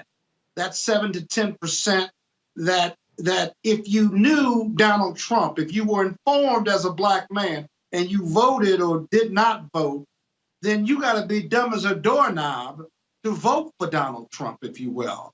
So it's more than messaging. It's getting them interested in the policy and exposing black men clearly as a result of this data, exposing them to and informing them and educating them so that this whole choice or this despondence in regard to their plight in life is not solely controlled by Democrats or Republicans or even an election, but that to have a chance at a better life, to improve their quality of life, that voting and politics matter. I also think that if the DNC isn't highlighting black men who are elected officials, young and older ones, then we certainly need to be doing this, because as a result of the data, that tells us and dictates that we need to be doing more, and not every 2 years or every 4 years, how do we get black men to vote for Democrats? Because those numbers, I bet you, and maybe it's a question for your guest, those numbers, if we don't do anything about it, are only going to increase and expand. And we don't have a third party or African-American political party for those disenfranchised black male voters to go to. And maybe their vote for Donald Trump is a protest vote for their lack of recognition, or their lack of economic prosperity, or their lack of ability to matriculate in any successful manner in this country. Terrence, answer what Scott said, then I'm going to Monique. Yeah, I mean, he's absolutely right. This is an inflection point for Democrats, because the one place I will push back is that black men are also invisible to Republicans, because that's exactly where Donald Trump just changed the playbook on us. I think once we get this final FEC report, we're going to see that Donald Trump spent upwards of $100 million pursuing these voters. And when people are asking me, why are black men considering voting for Donald Trump, or why did black men consider voting for Donald Trump, I tell them the same answer: because he spoke to them. He spent money talking to them every single day in the palms of their hands. He targeted them with people that look like them, talking about things that matter to them. And look, I think half of the stuff he put in the palms of their hands were lies and hyperbole, but it was only effective because it was being listened to in a vacuum. Monique. But if that's who's speaking to you and ain't nobody else speaking to you, then you're more likely than less likely to vote for that person or to believe what you're hearing from even Donald Trump. Monique, the point about in terms of young voters, I mean, look, the reality is this here. As each year progresses, the next generation is the one who you're going to have to be appealing to. And so Democratic Party, they are going to have to get a better handle on how to appeal to young voters. Look, you can try to have as much messages as you can to older voters, and we also know, though, who turns out the most. But at the end of the day, you have to convert people to voters, which means you got to figure out what's going to push their buttons. Sure, but as I've said before on your show, Roland, and elsewhere, we talk about the Democratic Party and what the Democratic Party should do, some amorphous, intangible, by way of an organization that is not made up of real people, such as me. I'm a member of the Democratic Party. I understand that there's the DNC and that there's money allocation and there's campaign money, and there are all of these other ways that money can be spent important to communities. But let me just have a public conversation and share what I've already shared with you ad nauseum privately. I agree with Bakari about what he said, but I don't think he finished the thought. Because if you don't have resolution, if you don't have solutions that each person can do, and if you don't call out who needs to do those things, okay, if you feel like you're being ignored by the Democratic Party, well, hello, black men. I'm the only black woman on this call, on this show right now. So you and you and you and you. The responsibility for advocating on behalf of black men to the Democratic Party so that the Democratic Party then devotes the right amount of time, energy, resources into growing and re-educating or educating for the first time black men about why it's important and what the differences are between the parties and how this matters to them. I mean, when Bakari said, sure, there are all these articles being written about black women being the base of the Democratic Party. Well, that didn't happen by accident. That's black woman advocacy. Years worth of united effort to improve our standing and get what we are due. And so if you look at from the civil rights movement forward, where black women were not just the base of the Democratic Party, but the base of the civil rights movement, we're the workers. So if we turn and start working for ourselves, then black men have to decide. And I don't want no hate mail because I love y'all. I'm raising black men. You know, my daddy's a black man. Come on. What I'm saying is we can't just be the work mules, because now we have to work for ourselves and advocate for ourselves. So black men now who are in leadership can't just be visionaries. They can't just be the head of something that women are running. They have to build an infrastructure such that they advocate for themselves, because that's the only way. If articles need to be written about what John Legend did, okay, Scott, write that article. If articles need to be written so that y'all don't get lost during the what we call off election years, which there's no such thing, then where is your essence? You know, is it Black enterprise? Where are the gaps going to be filled? Who has the contacts other than Roland Martin, the only Black man doing media for Black people every single day of the week? And who's going to advocate so that these things get done? Because time out for talking about it. The house is on fire. What are we going to do? Well, just to kind of answer that, I think part of the issue is that very often the agenda items for African American men do not match up very cleanly with the agenda items for the Democratic Party. And so when it comes to that political science question, first day of political science class, politics is the question of who gets what when. Other groups are often put ahead of that, and we're told to sit back, wait for the next election, be quiet. All you have to do is look at the Loeffler versus Warnock debate from this week, where as an African American man, you can't raise your voice at a blonde-haired, blue-eyed white woman. You cannot yell. You cannot call her a liar. You have to have this almost Jedi-like demeanor whenever you're dealing with political issues. So until we're able to kind of unleash and speak honestly, frankly, in mixed crowds where we're not weighing our political interests against, well, we have to make sure we get the suburban soccer moms. We have to make sure that we don't scare off the college-educated liberals from the suburbs. Then we can start actually having policy positions. But as long as we're muted and neutered in these conversations, it's very difficult to put forward the positions that you're discussing. But Terrence, what Monique is saying is, no, see, I got to disagree with you on that one, Robert. I think what Monique is saying, if you are not organized to make those demands, ain't nobody going to do it. And Terrence, I'll be honest with you, that was one, we talked a lot during this election. And I'm going to say specifically for Black men, and then specifically for young Black voters, we're really combining Black men and Black women in that one. And that is, if you don't self-organize to then make demands on folk, then you're not going to be able to get it. I've been saying the same thing, Terrence, to Black media. You can't keep saying we don't get our fair share if you're unwilling to come together as a collective to then go in as a collective by saying, nah, y'all ain't going to give us 10 cents on the dollar. Y'all going to give us that whole dollar. Now, we might end up with 50, 60, or 70, but we got that. So the deal is, Black men out there, and I put this out there, Terrence, and Scott, you were on this show, and it ain't happened for a lot of different people.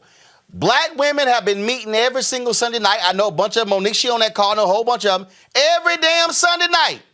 For how long y'all been meeting, Monique? 3 months? 4 months? 4 months. 4 months. Terrence, I don't know. I do not know.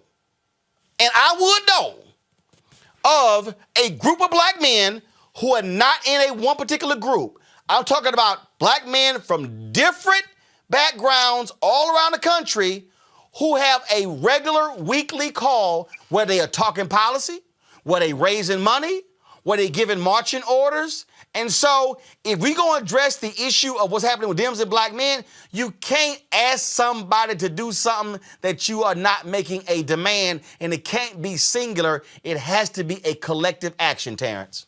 No, that's right, Roland. Look, but the truth is, man, I am critical of these gender gaps and these generational gaps, but I'm also very, very supportive of the work that I know brothers have been doing.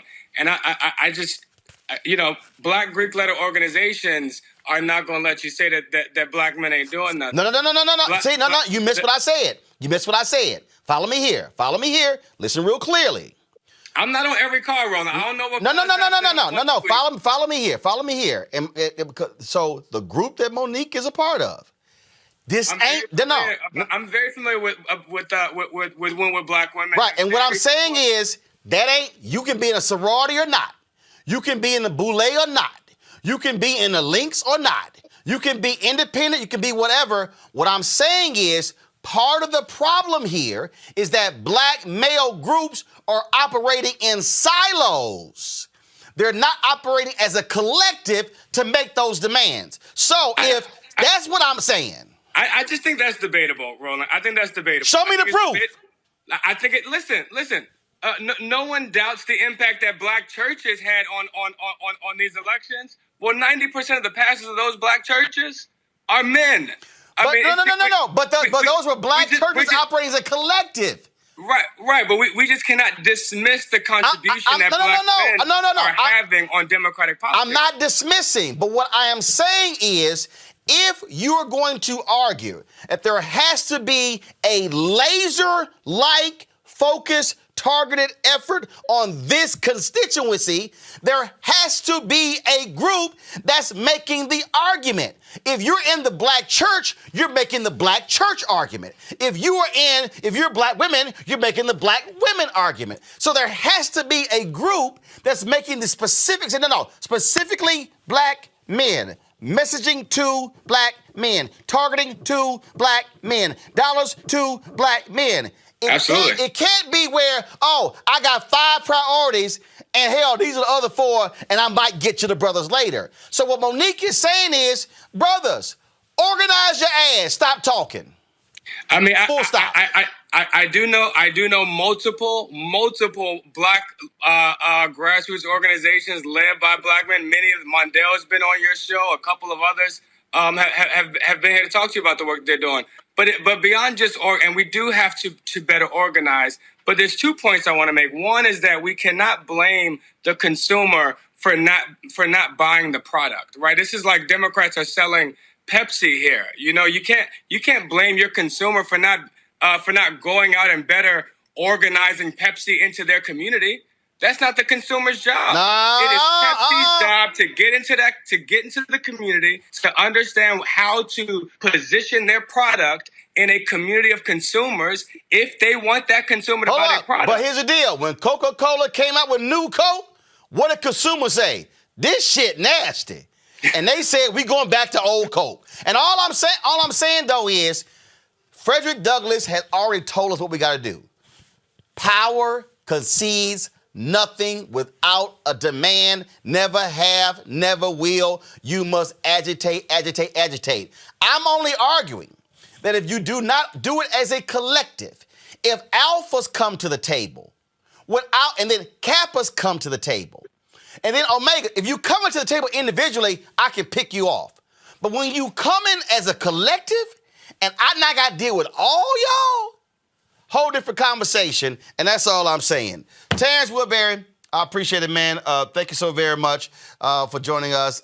Any new data, be sure to let us know. We'll have you back on. Absolutely, Roland. Talk to you soon. All right, then, folks. So this whole idea we talk about, again, collective, how do we begin to move the needle? It also applies to what's happening with COVID-19. We're seeing what the numbers look like. We're seeing how black people are being greatly impacted by COVID-19. We're seeing now this whole discussion around the vaccine and what's being put out there. And are black people going to be talking about taking the vaccine? We can go on and on and on with that. Right now, 15.2 million cases of COVID-19 in the United States. 286,000 people have died as a result of it. We're now seeing new orders coming down in states, North Carolina and California and others, trying to stem the flow of what's going on. Now you have Dr. Anthony Fauci urging confidence in coronavirus vaccines during a conversation with leaders of a coalition of black doctors, faith leaders, and academics. Black Americans are nearly 3 times more likely to die from the virus than their white counterparts, but because of a long history of mistrust, studies suggest that black Americans are less likely to get vaccinated than other ethnic groups. Joining us right now is Tiffany Tate. She's Executive Director of the Maryland Partnership for Prevention. But what Tiffany is doing is she's working on something that could be of great benefit to HBCUs. So, Tiffany, let's talk about that. Again, you just heard me talking about the collective and how that matters. Speak to that when it comes to what you want to do with HBCUs and black folks when it comes to COVID. Well, thank you first. First, let me just say thank you for having me on the show. This issue is extremely personal for me today. I lost a cousin to COVID just this morning. So sorry to hear. Condolences. Thank you. I've been committed to public health and committed to this fight against COVID since the beginning. And now to have it hit so close to home, I'm really taking all of what I'm saying to heart. What I'd like to do, even before this happened, I wanted to make available our technology to HBCUs, because in order to play a significant role in this response, We need institutions in our community to be advocates of the vaccine, to be advocates of promoting health in general. And in order to do that, you need the tools and resources to do that. So we have created technology that's been in use for over 4 years and now is being used by more than 20 states and municipalities in this country to be able to alert people that the vaccine is available, to allow them to select an appointment wherever they'd like to go, wherever it's convenient, to consent to the vaccine by providing their demographic information about health screening questions so that we know whether or not they're eligible for the vaccine, and then consenting to it and going and getting vaccinated and then having that information electronically transferred to systems that are administered by government agencies so that we can collect data on vaccinations and making sure that everybody is protected. This technology does not come cheap, but we want to make it available to the HBCUs because many don't have resources to buy this type of technology to be able to get in the game. And far too often, historical providers in our community have been excluded from participating in these types of important efforts because they don't have the resources. So by making this available for free to HBCUs, that should be a first step or another step in allowing them to have a really critical role in this pandemic response. When we talk about the technology, so just walk through exactly what is it that you're providing to the HBCUs?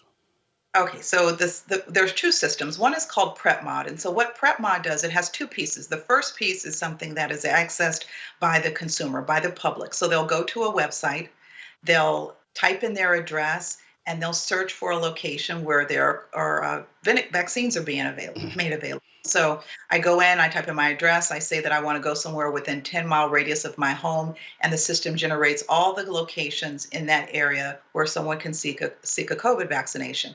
Once I select that vaccination, it takes me to a consent form. And in order to get a vaccination, you have to consent for the services. So typically that entails going to a location, filling out papers, having clipboards and pens and all of these things, and not knowing and not being able to alert people in advance that you're coming.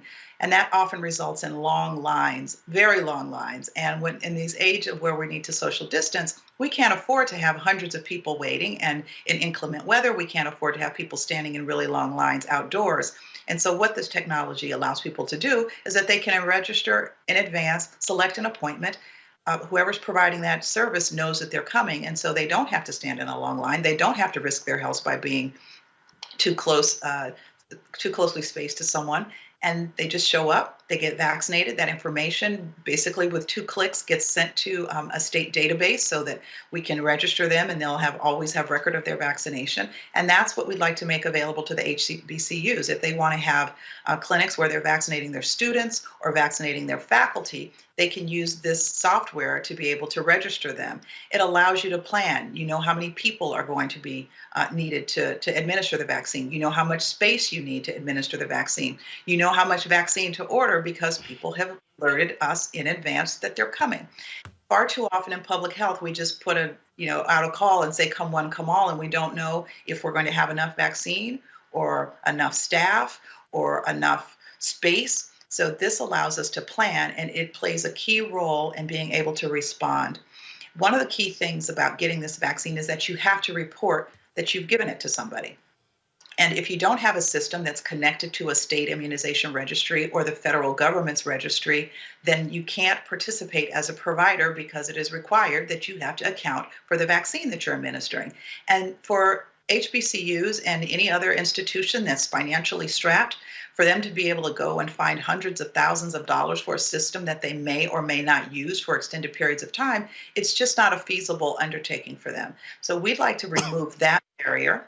We also are going to be providing technical assistance to these institutions so we can help them to understand just how they can use the software and couple that with other lessons that we've learned in our decades of having mobile clinics and clinics based in the community. We'd like to be able to support them and help them and guide them in holding these mass vaccination clinics. And it's our vision that not only will they stop at their students and faculty, but they'll reach outside the walls into the community and invite community members to come and be vaccinated. But first, to learn about the vaccine, because there's a lot of distrust, as people have been talking about, in these communities that are underserved and communities of color. And so before we can say, hey, come and take a vaccine, we have to explain to them address some of their concerns. And there are a lot of concerns and fears that people have. They're valid because of our history in this country and our experiences and with some of the medical establishment. So we need to first educate people and then make the vaccine available to them.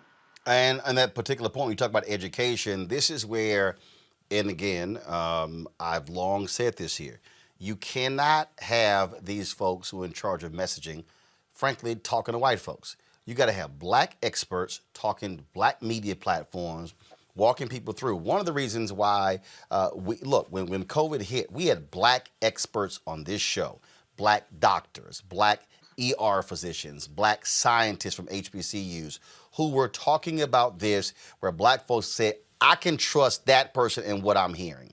That also has to happen.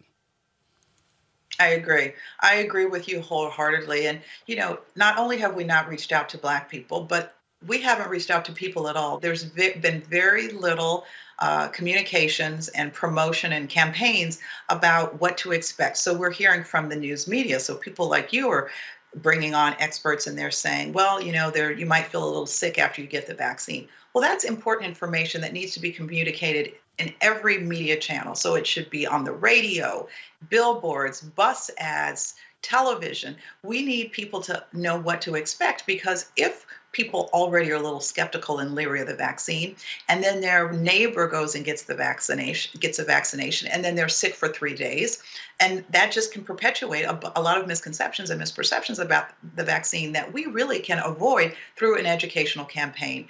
So we have to have a very compassionate and thoughtful strategic approach to engage the Black community in this effort. It really disturbs me, especially because I lost someone close to me this morning, that there are so many people who are hesitant about this vaccine. And I think that we've known this for a while. We know that in general, sometimes the African American community is hesitant about vaccines. And so we have to start now educating them. African Americans are disproportionately affected by this by this disease.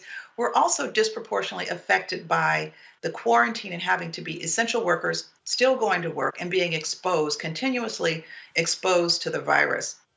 And so when you think about this population that's out there, I'm fortunate enough to be able to work from home.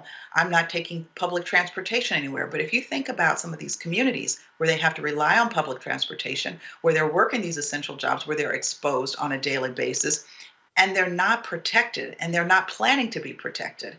So not only have they been affected, but now they're continuing to put themselves at harm when other people will have taken advantage of the vaccine. And African American communities are still left unprotected because we haven't done an effective job at proactively educating them, letting our people know now what to expect, why it's important, that we have already been socially and medically and economically disadvantaged disproportionately. We cannot continue this. This has to stop. All right, then. Well, look, we certainly appreciate the work that you do. If there are HBCUs and others out there who want to actually reach out to you for the technology you're talking about, how do they do so? They can go to our website. It's multi-state P and then the number 4P. The number 4 and then P.com. So multi-state P4P.com. They can go to our website. They can complete a contact form, and we'd be happy to reach back out to them. And also, they can give us a call at 410-902-4677. All right, Tiffany and Tate, we really appreciate it. Thanks a lot. Thank you. All right, folks. Earlier in the show, we talked about Joe Biden formally introducing retired General Lloyd Austin, 4-star general, as his nominee to lead the Pentagon at an in-person event. If confirmed, Austin would make history becoming the first Black Secretary of Defense. This is what Austin had to say at today's announcement. Mr. President-elect and Madam Vice President-elect Harris, thank you for your trust and your confidence, and for the opportunity to serve as a 28th Secretary of Defense. And if confirmed by the United States Senate, it will be my sincere honor and privilege to return to the department and to lead our great service members and civilians in accomplishing the mission of ensuring our nation's security. You know, back in 1877, a young man from the small town of Thomasville, Georgia, Henry Ossian Flipper, became the first African American to graduate from the United States Military Academy at West Point. And after his commissioning, he was assigned to one of the Army's all-black regiments. And he became the first non-white officer to lead the Buffalo Soldiers of the 10th Cavalry. And so fast forward to today, nearly 150 years later, another native son of Thomasville, Georgia, stands before you as the Secretary of Defense designate. Now, many people have paved the way for me and countless others over the years, to include Henry O. Flipper. And I am supremely grateful to all of them for their courage, for their determination, and for the example that they set throughout. And they include the Tuskegee Airmen and the Montford Point Marines and many others. And throughout my career, I've also been incredibly fortunate to benefit from the support and the mentorship of exceptional leaders like General Colin Powell and Admiral Mike Mullen and General Johnny Wilson and my old platoon sergeant, who you heard the President-elect just talk about. You know, I was a brand new second lieutenant, and Sergeant First Class Fox Ballard took me in and taught me the way of the world. So I owe him and many others a great deal. And as Sir Isaac Newton famously said, if I have seen a little further, it is by standing on the shoulders of giants. I've been very fortunate to have the love and support of my family as well. My mother and father, who was a postal worker who, along with a number of my uncles and other relatives, spent time in the military, and that inspired my own desire to serve. I've also enjoyed the strong support of my brother and four older sisters. And most importantly, my bride, Charlene, who I've been truly lucky to have by my side all these years. And I am so grateful for her enduring love and for her support. You know, I spent much of my military career tackling tough issues and formidable adversaries in challenging parts of the world. And President-elect Biden, as you've mentioned, we've worked closely together on some tough issues. And we've gotten to know each other under some intense and high-pressure situations. And, sir, you can expect that as Secretary of Defense that I will give you the same direct and unvarnished counsel that I did back then. I understand the important role of the Department of Defense and the role that it plays in maintaining stability and deterring aggression and defending and supporting critical alliances around the world, including in the Asia Pacific, in Europe, and around the world. And I fervently believe that, as you've said before, sir, that America is strongest when it works with its allies. And over the years, I've worked hand in hand with our diplomatic colleagues and partners around the globe and witnessed firsthand what we're able to accomplish together. And so, if confirmed, I look forward to resuming this important work. My career has taught me something else equally fundamental to who we are as a nation. When I concluded my military service 4 years ago, I hung up my uniform for the last time and went from being General Lloyd Austin to Lloyd Austin. It is an important distinction and one that I make with utmost seriousness and sincerity. And so I come to this role, this new role, as a civilian leader with military experience, to be sure, but also with a deep appreciation and reverence for the prevailing wisdom of civilian control of our military. I recognize that being a member of the President's cabinet requires a different perspective and unique responsibilities from a career in uniform. And I intend to keep this at the forefront of my mind. And I look forward to surrounding myself with experienced, capable civilian appointees and career civil servants who will enable healthy civil-military relations grounded in meaningful civilian oversight. As Secretary of Defense, my priority will always be the men and women, military and civilian, who make up the department and their families. And I've seen what they're capable of. Great Americans like your son, sir, Bo, and also our future First Lady, Dr. Biden, in her tireless work for military families. As the President-elect said, Bo was one of the military lawyers on my staff in Iraq. And we stayed in touch and saw each other a few times after he returned home. And as you too can attest, Madam Vice President-elect, Bo was a very special person and a true patriot, and a good friend to all who knew him.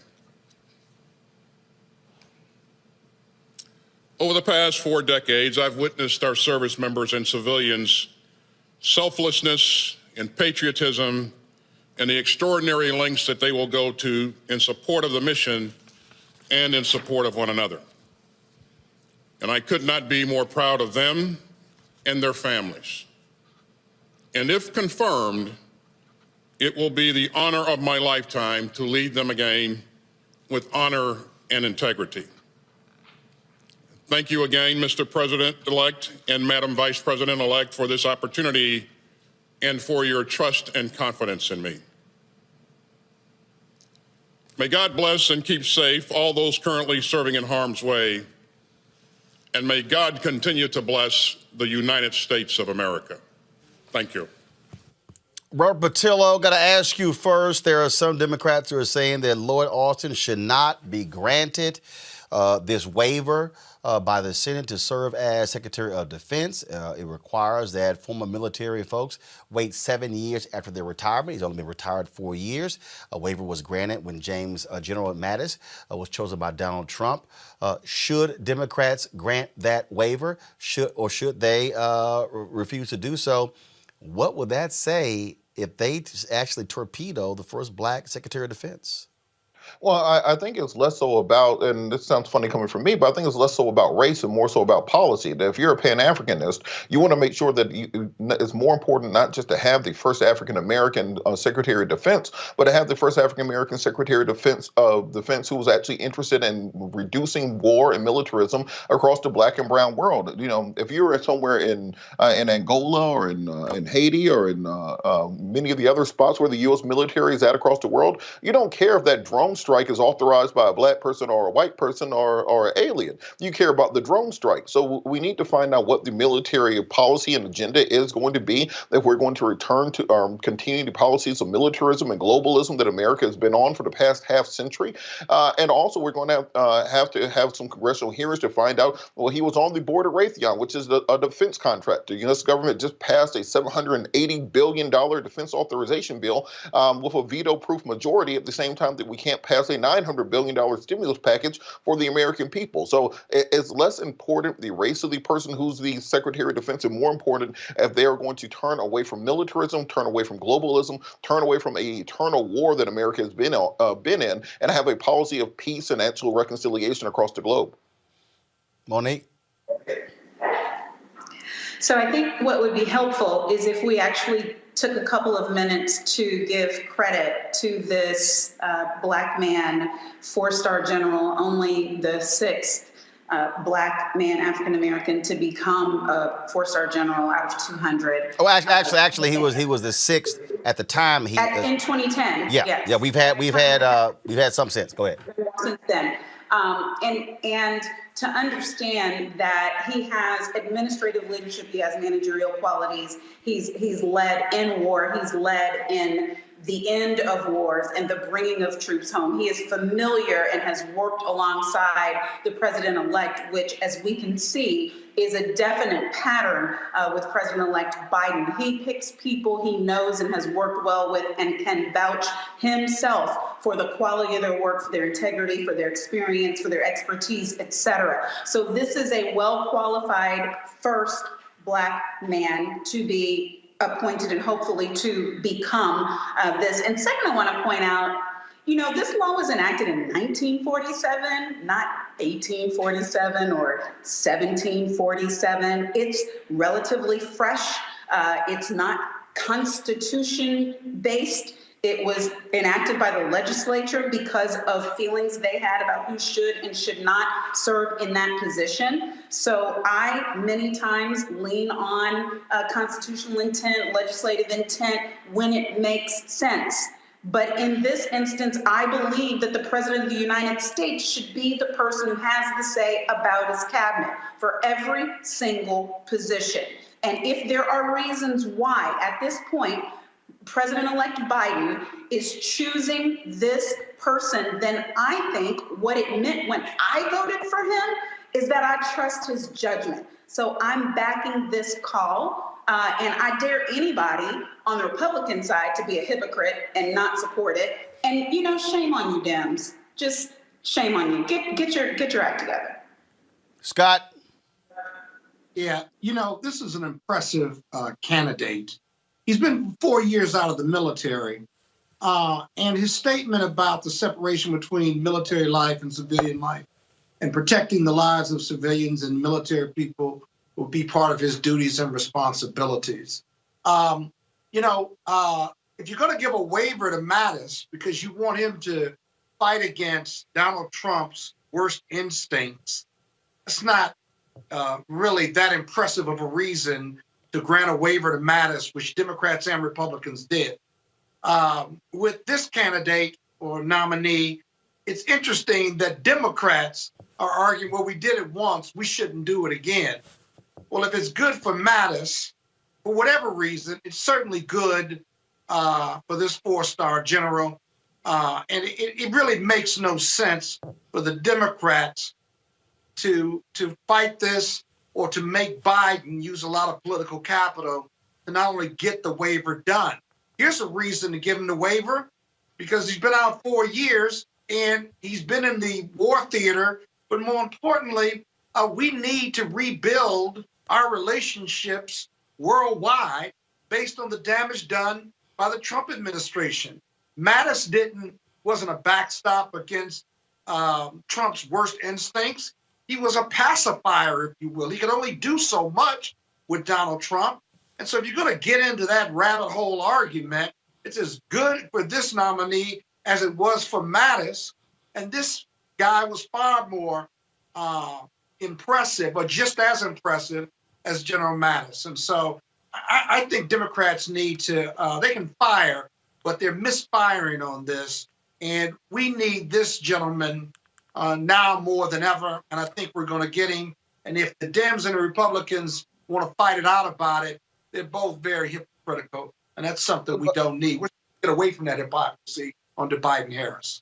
But I think one of the issues you run into is that America has had a cohesive foreign policy since 9/11. That foreign policy has been war. It has been perpetual and continuous war for 20 straight years in this country. So as long as our foreign policy is going to continue being that, I think that we have to have congressional hearings to find out what we're going to do to get off of this war posture. You have people who went in to the military right out of high school and are still fighting these same wars that they were fighting in high school in their 30s and 40s. So we can't simply say that we so much want to have a black Secretary of Defense, and I support that goal, and I like the idea, and if he has the proper footing to do so, absolutely. But I do think it is proper to inquire into exactly what we are going to do to extricate ourselves from a global war that has lasted 20 years, and how we are going to draw that down and concentrate on peace. And those are proper questions to ask. So I don't think it's a question just simmer down and don't ask questions. We have to have the conversation.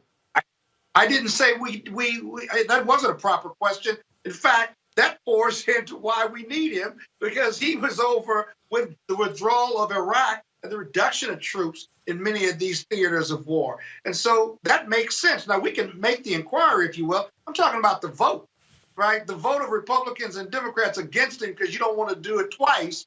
Well, the waiver piece, as Monique said, is a legislative piece. It's not a constitutional piece. And if he's got the demeanor and the expertise, and he's been in the civilian life for 4 years, you heard how impressive he was in his remarks, then sure, ask those questions, but in the end, confirm him. And don't refuse to confirm him simply because he's been out of the military only 4 years versus 7 years. Makes no sense. No. Let's be clear. Foreign policy is driven by the president. One second, Monique, go finish. Go ahead. Foreign policy is driven by the President of the United States. The cabinet follows the directives and the policy of the President of the United States. This general, now nominee, is not a token black person where we are just getting all excited about having a black person to the fact that we're overlooking qualifications. He is exceedingly qualified in every single area. He's one of the most qualified candidates for our nominees for defense secretary that we've had in 20 plus years. So this is a non-starter for me. And the fact that he is a black person makes it more important, but he could have the same credentials with any color of skin and still be the right person for the job. Yeah, let me say it another way. He just happens to be black. He's extremely qualified, and he just happens to be black. God bless him. Look, I think many people want to hear what the peace agenda will be, not just the war agenda. So that's the questions that are going to be asked. You're going to have questions about Raytheon. You're going to have questions about Iraq and Afghanistan. And I think that as long as we're on a footing, because remember, Joe Biden got Iraq wrong. He got many of these votes on foreign policies and military interventions wrong. We have to ensure that we're getting a defense secretary that's not going to charge us off into another war on foreign lands and has an agenda that will bring back a peace agenda. That's the only point I think we have to ensure. And if that is the case, then by all means confirm him. But we still have to have the hearings and ask the questions. All right, Robert, Monique, and Scott, we sure appreciate it. Thanks a lot. Folks, got to go to break. We come back. We'll talk about a virtual job fair. The goal is to hire 1,000 African Americans. You don't want to miss this next on Roland Martin Unfiltered. There are so many things that have happened that if we don't see them for what they are, this is just going to continue to, get out of control. If I don't actually say, hey, I'm going to commit to registering 10 people to vote. Right. And that's the thing, I think, is we get so hung up on the big picture. Mm-hmm. The big picture matters, but it only matters when we all do small things. Right. That's how it happens. It's not, hey, let's just post on Twitter and post on Instagram, because yes, social media is huge, we know it, but we have to actually get out there and walk the walk.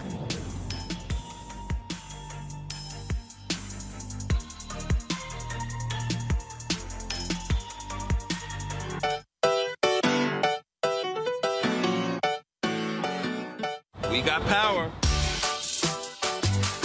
We're about to get ready to launch our We Got Power tour.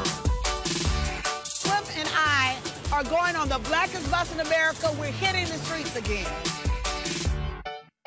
We're going to be going through at least 12 states, maybe more. I'm just really excited.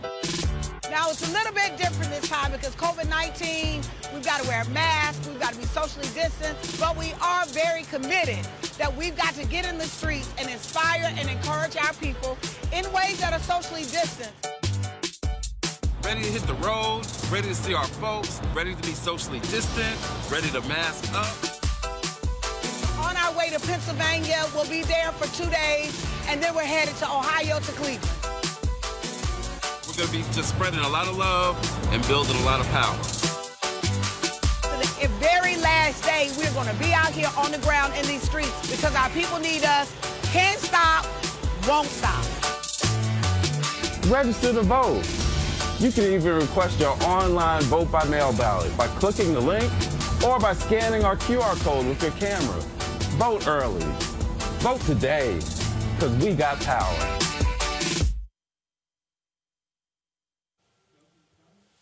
You know, someone.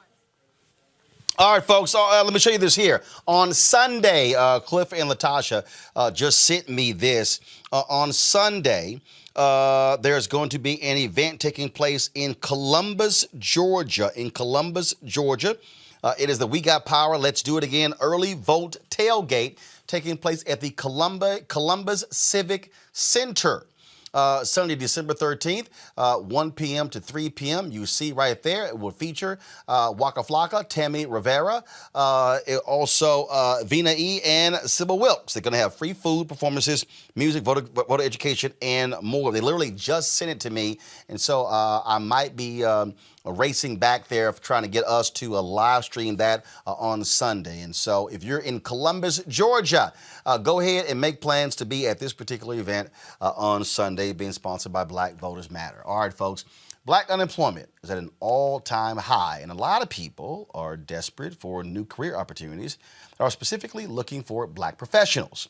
There's an upcoming nationwide virtual career event that connects job seekers with these jobs. So joining me right now is Lakeisha Poole and Michael DiFormonte, co-creators of the Black Virtual Career Fair. All right, folks, so tell us about this. How many jobs, how many companies, what are they looking for? So yeah, we have. Go ahead, Lakeisha. Yeah, so we have 25 companies and thousands of opportunities available at this current job fair, which is going to be tomorrow from 9 to 1 p.m. PST. Okay, Michael, go ahead.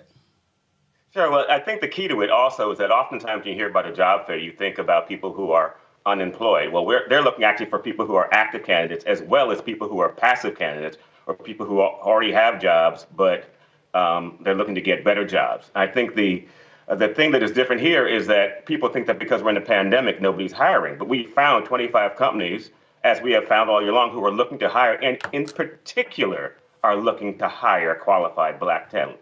So that's what we're bringing together. Well, first of all, I never use, for me, this is just something I always do. First of all, if you're going to get hired, you're going to hire somebody qualified anyway. So, you're looking for Black talent. And what kind of jobs, though? That's the first thing jumps out. So if I'm sitting interested, like what kind of jobs, what kind of companies? So our participating companies range from Hallmark. We have 9 platinum companies, Accenture Federal Services. I can rattle them off, but it'd be easier to go to the website. But in terms of the job opportunities, we have a focus on tech positions and general positions. And by general, I mean general corporate positions. So we have a variety of opportunities in sales, financial services, human resources, et cetera. So there's a lot of opportunities. Also, we have a lot of graphic and art design as well. So, Michael, how is this career fair going to be held? So, what's going to be the platform? Is it a one-on-one? Are you going to different rooms to chat with people? Explain, folks, how it's going to work out. That's actually exactly how it works. It's a virtual career fair. So on our platform, you were able to go from booth to booth. When you enter a booth online virtually, you can actually enter a chat room. On the other end will be recruiters and hiring managers from these 25 companies. Each booth is unique. Each booth has a job board, so you'll see what jobs are available, and you can video, audio, or text chat with recruiters and hiring managers on the spot. We ask you to fill out a profile. We ask you to upload your resume. They can see that profile and resume while you're live in the booth, and you can actually do a group chat with the rest of the people in the booth, or you can go to a one-on-one and have an interview on the spot. So we recommend that people are ready because we have known in the past people to leave our fair and within a week, 2, 3, 4 down the line, they actually have a job. So this works, and we've done it before a number of times. So, Lakeisha, how do we access this? First of all, are folks required to register, or is it just anybody pop in? So yeah, there is a registration process. They just go to virtual.blackvcf.com, and that will take you to our free registration. So hold on one second. Okay, so the lower third we have says blackvcf.com, but you said it's www.virtualblackvcf.com? Yes, that's the platform where people can actually participate into the current December fair. So on that page, you can register and you fill out a profile, you create a profile and upload your resume. Okay, so again, so I'm gonna just go and pull it up because I just want to make sure that we're sending folks to the right place for the career fair. So it's virtualblackvcf.com. It's virtual.black. Okay, gotcha. Virtual.blackvcf.com. Correct. Okay, but if you go to blackvcf.com, it has the details on it. So Absolutely. So can't go wrong either way. So to register, where do I go? If you want to register right away, go to virtual.blackvcf.com. If you want more information on the fair, the job opportunities, the companies that are participating, then go to blackvcf.com. You get all the background information. All right then. Well, cool. So this is a great deal. How many of these events have you had this year?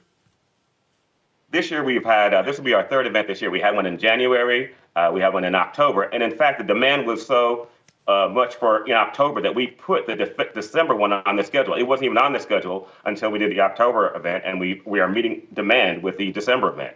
The event after that will be in February 18th, when we're doing a healthcare fair, and we're really excited about that, as a matter of fact. All right, then. So again, folks, go to my iPad. I'm showing it. So go to, everybody who's watching and listening, go to virtual.blackv, as in Victor, C as in cat, F as in Frank.com. Virtual.blackvcf.com. You've got, again, more than, 1,000 jobs that are going to be available for tomorrow? Yes, 1,000 jobs, 25 employers. All right, then. 25 employers, 1,000 jobs. Folks, please make it possible. Lakeisha, Michael, we certainly thank you for joining us, providing the information. And again, tomorrow it is 12 Eastern to 4 p.m., right? Correct. Yes, till 12 Eastern. Sorry, I'm looking at, it has PST on the website. So it's 12 p.m. Eastern to 4 p.m. Eastern. Or, folks, that's going to be 11 a.m. Central to 3 p.m. Central and 9 a.m. Pacific to 1 p.m. Pacific tomorrow. And they have to register by a certain time? No, preferably this evening so they can prepare, but they can register anytime now and throughout the event tomorrow. Okay, all right then. Folks, we appreciate it. Thanks a lot. Thank you so much, Roland. All right, folks. We had so much news we had to cover. I didn't get to Crazy as White People. We'll get to that tomorrow with our regular Thursday panel. Folks, just for everyone here, but we want you to support what we do. First of all, we created these different segments. First of all, we should have had our tech stinger with that, but that was my fault there. That's really a technical piece they're doing here. So here's the piece. We created this for a reason. And the reason we created this is for all the topics that you heard us cover on this show today. Okay? I got no problem with these other shows out here. You can watch MSNBC, you can watch CNN, you can watch Fox News. But are they gonna share with you a Black virtual career fair? Answer's no. Are they going to really break down the subject that we actually had today? No. That's why we need your support for what we do. Again, when I say I'm going to Georgia, I am. We're going to be in Georgia. We're going to be on the ground. We're going to be live streaming these events.